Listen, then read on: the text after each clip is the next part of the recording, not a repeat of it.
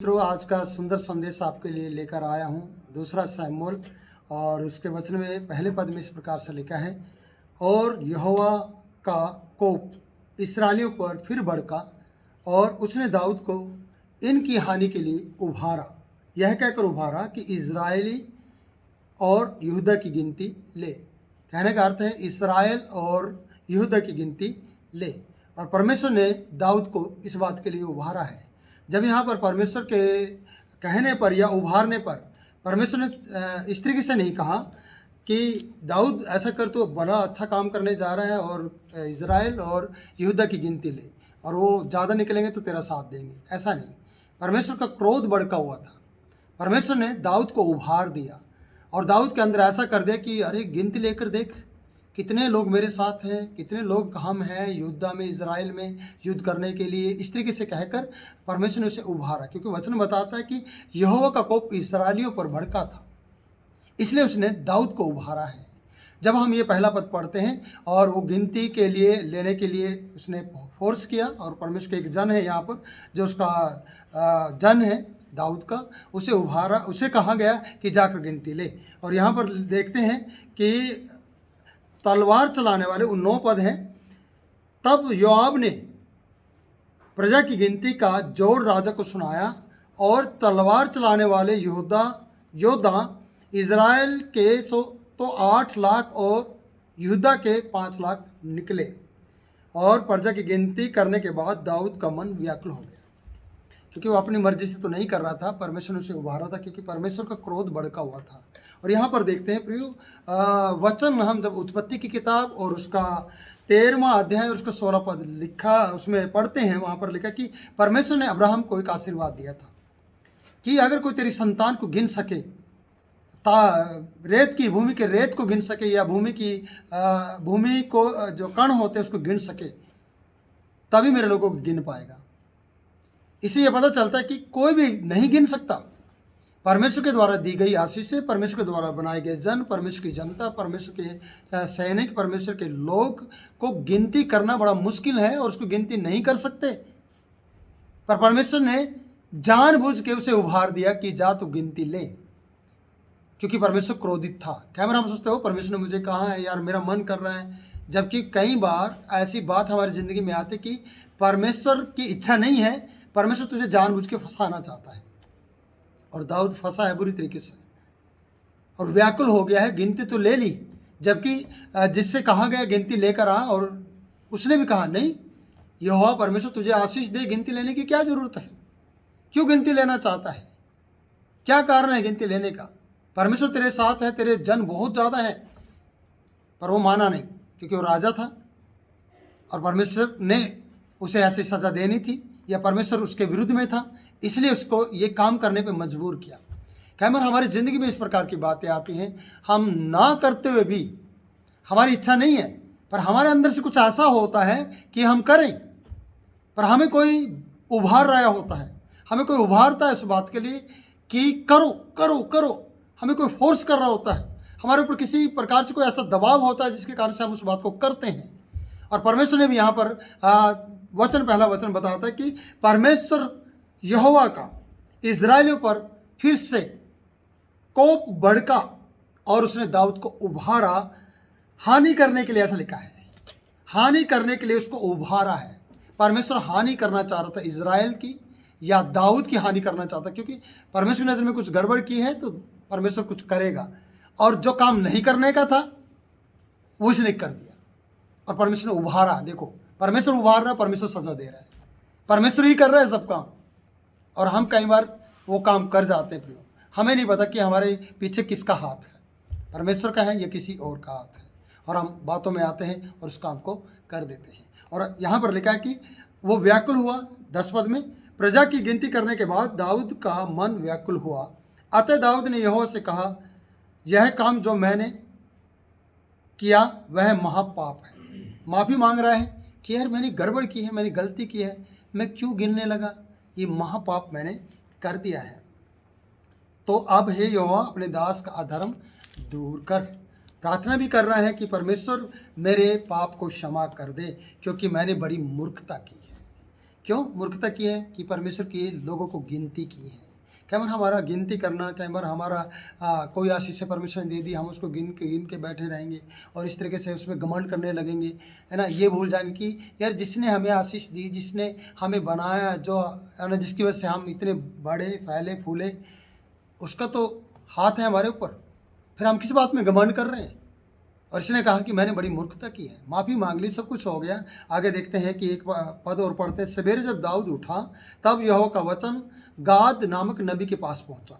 दाऊद का जो दाऊद से कह, ऐसा लिखा है, गाद को कहा कि दाऊद से ऐसा कह, यूँ कहता है कि मैं तुझसे 3 विपत्तियां दिखाता हूँ। मैं तुझे क्या करता हूँ? 3 विपत्तियां दिखाता हूँ। जब हम यहाँ पर वचन पढ़ते हैं 3 विपत्तियों का जिक्र आता है और ये विपत्तियाँ बहुत भयानक है प्रियो। यहाँ लिखा है कि जाकर दाऊद से कह दे, यहोवा यूँ कहता है कि मैं तुझे 3 विपत्तियाँ दिखाता हूँ, उनमें से एक को चुन ले, चुनाव कर ले। 3 विपत्तियाँ हैं और उनमें से तुझे एक को चुनना है। अभी वो दाऊद उदास था, उसने माफ़ी मांग ली थी कि मैंने मूर्खता की है, परमेश्वर की जनों को गिना है। क्योंकि प्रियो मुझे याद है अच्छी तरह से कि उत्पत्ति की किताब में जब हम पढ़ते हैं, वचन बताता है कि 13 का 16, अगर हम वहाँ से भी पढ़ना चाहेंगे तो आपको मैं बता दूंगा कि वहाँ वो क्या आशीर्वाद हैं और अब्राहम को परमेश्वर ने क्या आशीर्वाद। 13 का 16 वहाँ पर लिखा है प्रियो इस प्रकार से, और मैं तेरे वंश को पृथ्वी की धूल के किनकों के समान कर दूंगा, करूंगा, भूमि के धूल के किनकों के समान करूंगा, यहाँ तक कि जो कोई भूमि की धूल के कण को गिन सकेगा वही मेरे वंश को भी गिन सकेगा। और दाऊद भूमि के वह कण को नहीं गिन सकता था, पर उभारे जाने के कारण से, क्योंकि परमेश्वर विरुद्ध में था, परमेश्वर की नज़र में इन्होंने पाप किया था, गलती की थी, और परमेश्वर ने इसे उभार दिया बात करने के लिए। और जब ये कहते हैं कि होश में आया ना, तब इसे पता चला कि ओहो मेरे से तो गलती होगी, मैंने तो पाप कर दिया और ये ठीक नहीं है। और पाप की सज़ा तो है। कई बार सोचते हैं कि सज़ा तो मिली नहीं, कोई हमें कहने नहीं आया, कुछ हुआ नहीं। कई बार ऐसा लगेगा, हो सकता है सवेरे ही कोई आपके पास आए और कह दे कि तूने ये काम किया है। और यहाँ पर वचन बताता है, सो गाद दाऊद के पास गया और जाकर इसका समाचार दिया और उससे पूछा, क्या तेरे देश में 7 वर्ष का अकाल पड़े? पहली विपत्ति है, क्या तेरे देश में 7 वर्ष का अकाल पड़े? काफ़ी लंबा पीरियड है या लंबा समय है, इसको हम कह सकते हैं। वाह, दूसरी विपत्ति है, 3 महीने तक शत्रु तेरा पीछा करते रहे और तू उससे भागता रहे। 3 महीने तक शत्रु तेरा पीछा करते रहे और तू उनसे भागता रहे। तीसरी विपत्ति है, वाह, तेरे देश में 3 दिन तक मरी फैली रहे। अब सोच विचार कर कि मैं अपने भेजने वाले को क्या उत्तर दूँ। भविष्यवक्ता कहता है, गाद सोच विचार कर जल्दी से, जिसने मुझे भेजा है उसे मैं क्या जाकर उत्तर दूँ, या क्या उत्तर उसे दूँ मैं? जल्दी कर, सोच विचार कर। अब सोचना है दाऊद को। यहाँ लिखा है 7 वर्ष का अकाल, बहुत लंबा समय है। 3 महीने तक शत्रु तेरा पीछा करते रहो, तू भागता रहे। देखो, परमेश्वर दाऊद को भगाना चाहता है और दाऊद के ऊपर ये सब विपत्तियां हैं। और आगे लिखा है, क्या 3 दिन तक तेरे देश में मरी फैली रही? और ये मरी जानते आप क्या होता है? जन मरना शुरू हो जाते हैं मरी में, जानवर मरना शुरू हो जाते हैं, व्यक्ति मरना शुरू होते हैं, बेटा बेटी, बच्चे, परिवार, घराने सब मरना शुरू हो जाते हैं। मरी ऐसी चीज़ होती है। और इसे कहा 3 दिन तक क्या करें? बता, सोच विचार कर। आगे हम देखते कि दाऊद ने गाद से कहा, मैं बड़े संकट में हूँ, ये बात मेरी समझ से परे है।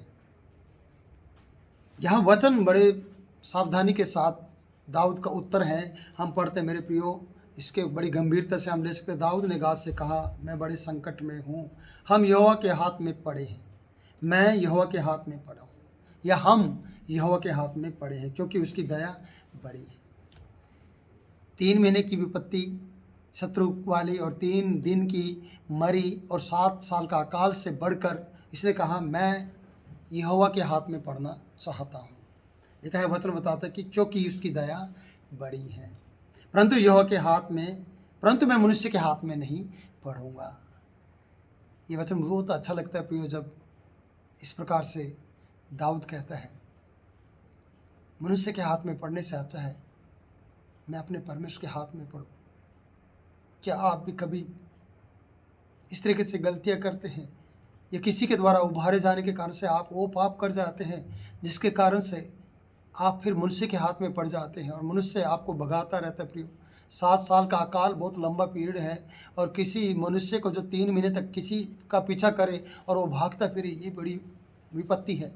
और 3 दिन की जो कहते हैं कि मरी फैलने की बात है, ये भी बहुत एक बड़ा नुकसान है और देश निर्जन हो सकता है। पर दाऊद जानता है परमेश्वर की महान कृपा को, दाऊद जानता है परमेश्वर की महान करुणा को। आज मेरे लिए और आपके लिए परमेश्वर भला है मेरे प्रिय। मैं आपसे कहना चाहता हूँ, अगर आप सही निर्णय लेते हैं गलती होने के बावजूद भी, तो आप सीधा बोले जैसे दाऊद ने उत्तर दिया, मनुष्य के हाथ में पढ़ने से अच्छा है परमेश्वर के हाथ में पढ़ूं। और जब हम परमेश्वर के हाथ में पढ़ते हैं तो परमेश्वर दया करेगा, क्योंकि वो जानता है और आप भी जानते हैं प्रियो कि परमेश्वर दयालु है। उस दयालु परमेश्वर के हाथ में पढ़ना अच्छी बात है। कई बार हम मनुष्य के हाथ में पढ़ते हैं, कई बार हम वो पाप करते हैं जो हमारे लिए ठीक नहीं है, कई बार हम वो गलतियां कर देते हैं जानबूझकर, हमें पता ना होने के बावजूद भी। पर जब आप सूझबूझ रखते हैं, जब आप परमेश्वर में बने रहते हैं, तो आपको ये गिनती करने की जरूरत नहीं पड़ेगी। परमेश्वर दयालु है, इसलिए कहते कि जब हम पाप करेंगे, परमेश्वर की नज़र में गलतियां करेंगे, तब परमेश्वर किसी न किसी को आपके लिए उभार देगा, या आपके मन को ऐसा उभारेगा कि आप समझ नहीं पाएंगे। पर दाऊद हमेशा परमेश्वर से प्यार करता रहा है, दाऊद हमेशा परमेश्वर के प्रति अपना दिल रखता रहा है। हम वचन में पढ़ते हैं कि साउल के पास परमेश्वर के लिए कोई दिल नहीं था, सुलेमान के पास परमेश्वर के लिए आधा दिल था, और दाऊद के पास पूरा दिल था। फिर भी गलती हो जाती थी। आपसे व मुझसे, आप सबसे गलतियां होती हैं, पर आप चाहते हैं कि हम इस गलतियों से छुटकारा पाएं, या गलतियां हमारे से होने के बावजूद भी हम मनुष्य के हाथ में ना पड़ के परमेश्वर के हाथ में पड़े। तो आज आपके पास मौका है कि आप परमेश्वर के हाथ में आएँ। और परमेश्वर का हाथ अनुग्रह भरा हाथ है, उसके हाथ में अनुग्रह है, उसके हाथ में दया है। वचन बता रहा है कि उसकी दया बड़ी है, परंतु मैं मनुष्य के हाथ में ना पड़ूंगा। आप समझना मेरे प्रियो। पर आगे वचन में बहुत कुछ लिखा है, लेकिन मेरी वीडियो 12 मिनट से ज़्यादा हो रही है, इसलिए मैं कहना चाहूँगा कि आप निर्णय लें अपने जीवन में। मनुष्य के हाथ में पढ़ने से अच्छा है कि आप परमेश्वर के हाथ में पढ़ें। चाहे आपकी गलती हो, चाहे आपने कुछ पाप किया हो, चाहे आपने परमेश्वर के विरुद्ध में या अपने लोगों के विरुद्ध में कुछ भी किया हो, आप परमेश्वर के चरणों में जाएं और माफ़ी मांगें, और परमेश्वर आप पर दया करेगा। आपको मनुष्य के हाथ में पढ़ने से अच्छा है परमेश्वर के हाथ में जाएं। प्रभु इन वचनों के द्वारा आप लोगों को आशीष दें। मैं परमेश्वर का दास आपके लिए प्रार्थना करूँगा। सर्वशक्तिमान परमेश्वर, मैं तेरा दास होने के नाते तेरी बेटी, तेरे बेटे, तेरे बच्चों के लिए, तेरे परिवारों के लिए दिल से दुआ मांगता हूँ। प्रभु परमेश्वर ने क्षमा कर, इनके पाप गुनाह गलतियों को क्षमा कर। मनुष्य इनके पीछे ना भागे, ये मनुष्य के हाथों में नहीं, बल्कि तेरे हाथ में पढ़कर तेरी दया में ये बच जाएं, और तू इन पर अनुग्रह कर। तेरा पवित्र आत्मा स्वस्थ करे और उनकी तमाम जरूरत को पूरा करे। मैं तेरे हाथों में देते हुए प्रार्थना उद्धारकर्ता यीशु के नाम से मांगता हूँ, आमीन।